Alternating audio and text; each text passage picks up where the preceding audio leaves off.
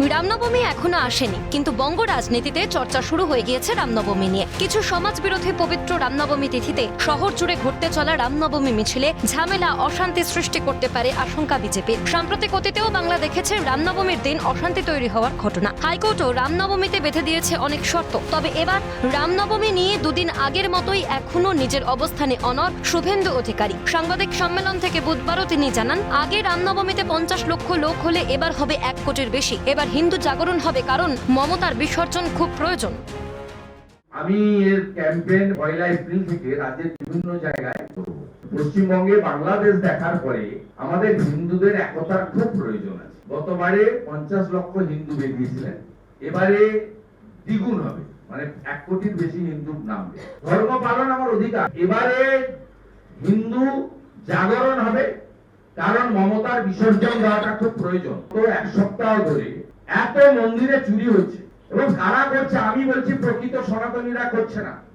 তারা কখনো মায়ের গায়ে, ঠাকুরের গায়ে, রাধা মাধবের গায়ে তারা হাত দিতে পারেন না, তাই কারা করছে সহজেই বুঝানোর সমঝদার কথা ইশারাই কাফি।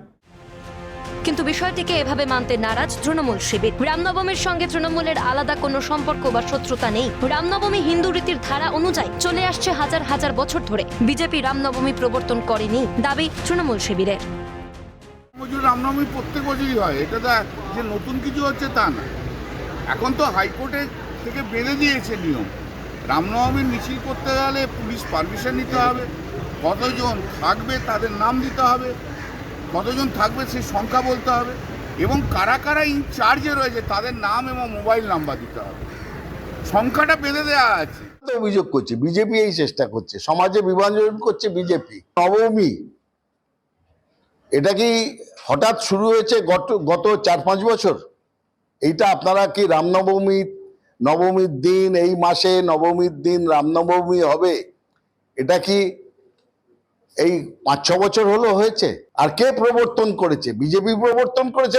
কুম্ভ, রামনবমী এসব প্রবর্তন কারা করেছে? এতে বিজেপির কোনো কৃতিত্ব নেই, যা আমরা তৈরি করেছি। আর বিজেপি আসার আগে হিন্দুরা এটা মানতো না, এটা উদযাপন করতো না। রামনবমী উদযাপন সমিতিও স্পষ্ট জানিয়েছে, সমস্ত আইন কানুন মেনে তারা রামনবমী পালন করবে। ভগবান রামচন্দ্রের আরাধনা করতে চায়, সেইটা হয়তো করতে দেবে না কিছু সমাজ বিরোধী, রাষ্ট্রদ্রোহী কিছু লোক যারা আছে, তারা এটা করতে দেবে না। সেই জন্যই আমরা পূর্বেই আমাদের এডিজি হেডকোয়ার্টার এখানটায় আমরা গিয়েছিলাম গতকাল। আমরা সেখানটায় আর ওনাকে এই বিষয়ে আমরা জানিয়ে এসছি যে এবছর যে পশ্চিমবঙ্গে যে রামনবমী হচ্ছে, প্রায় 43 জায়গায় এমন জায়গা চিহ্নিত করে দিয়ে এসছি, আমরা লিস্ট দিয়ে এসছি ওনার কাছে।